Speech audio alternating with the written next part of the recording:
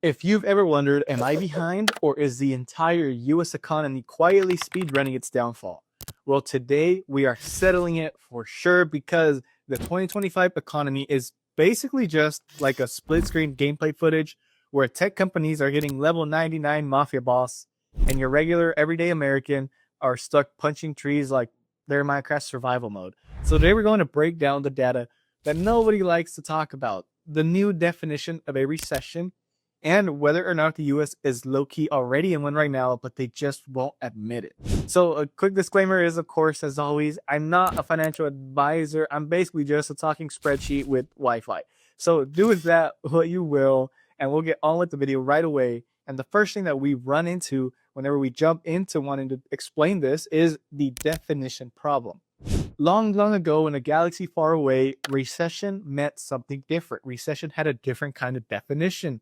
So before we decide if we're in a recession, we need to talk about that plot twist that economists slipped into the dictionary when nobody was even looking. The old rule of what was a recession indicator, boom, we are in one, was just 2 consecutive quarters of negative GDP. It was simple, it was clean, it was elegant, literally the IKEA furniture of economic definitions. Everyone understood this. If GDP went down twice in a row, congrats, you've unlocked recession mode.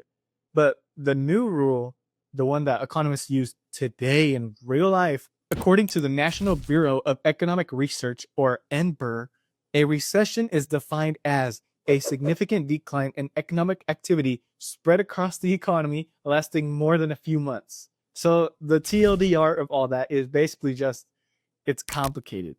So suddenly GDP is like one of those side characters that used to be the main character until the writers got bored and they decided to change the show and add in other people. Now they also look at employment, income, retail sales, industrial production, consumer spending, business investment.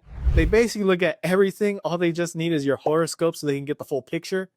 But why did they change it? What's the reason for that? Well, we're going to go through that because according to the IMF, the old 2 negative GDP quarters was too simplistic for modern economies because, like, as you see and you may know, labor markets behave differently. Tech companies distort productivity numbers and household debt is higher than ever.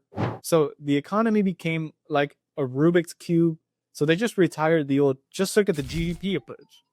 The reason why this matters right now is because we can absolutely be in a recession without the government calling it one. And 2025 has recession energy written all over it. But let's real quick look at the actual data behind this, if it can back us in our claims and what's actually going on. So when we talk about the numbers, because they're doing a speed run of how to terrify an economist, we'll go through a few key points. Number one is going to be that household savings are getting Thanos snapped in half like the movie. So according to St. Louis Fed, the personal savings rate has cratered back down to pre-2008 levels around 3%. So 3%, that's not a cushion, that's just a little Kleenex. But number two is going to be credit card debt just hit a new all-time high.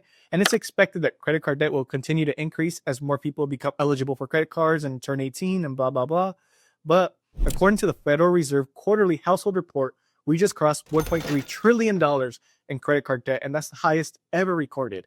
And delinquency rates among those up across every age group, especially about 18 to 34 years old, which means Americans are not just spending, they are struggling to keep up. And our third point is going to be auto loan delinquencies are rising the fastest since 1994.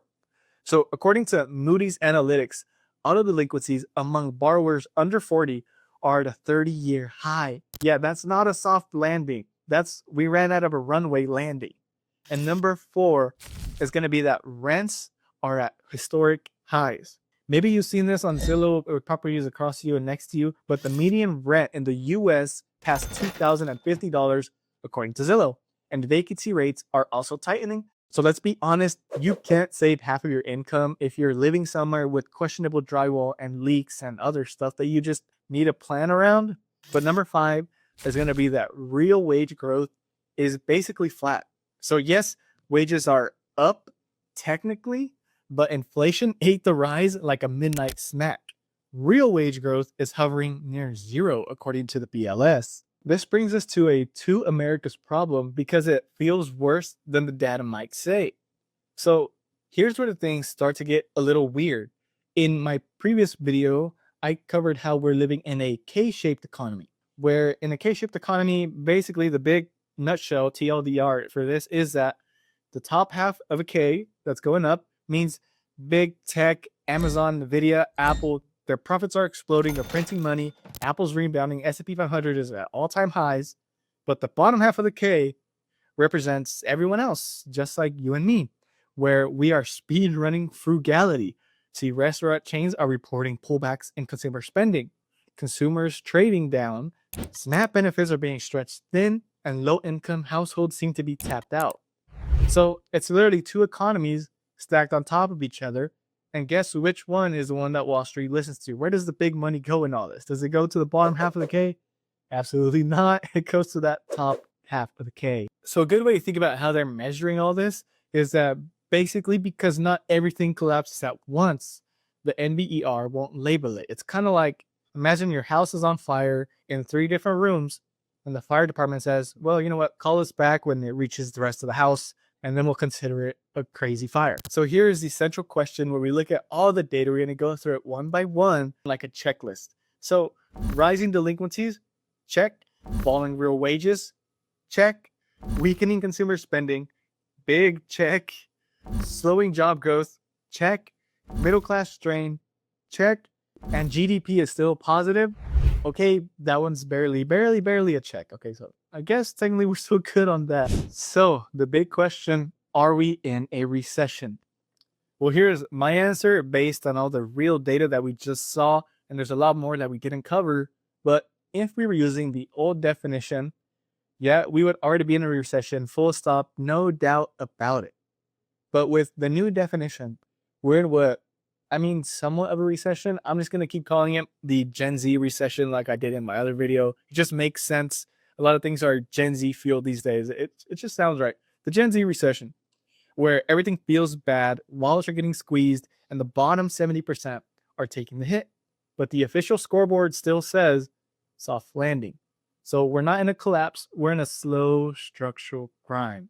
So if this video helped you understand what's going on, or at least confirm that you're not crazy for feeling like the economy is held together by duct tape, make sure to subscribe and hit that like button. In this channel, I break down a bunch of other finance things. I'm Jason Eck, I'm an electrical engineer, and bigger than me, bigger than you, bigger than everything is Jesus Christ. So stay smart, stay skeptical, and I'll see you in the next one. Also watch these. Bye.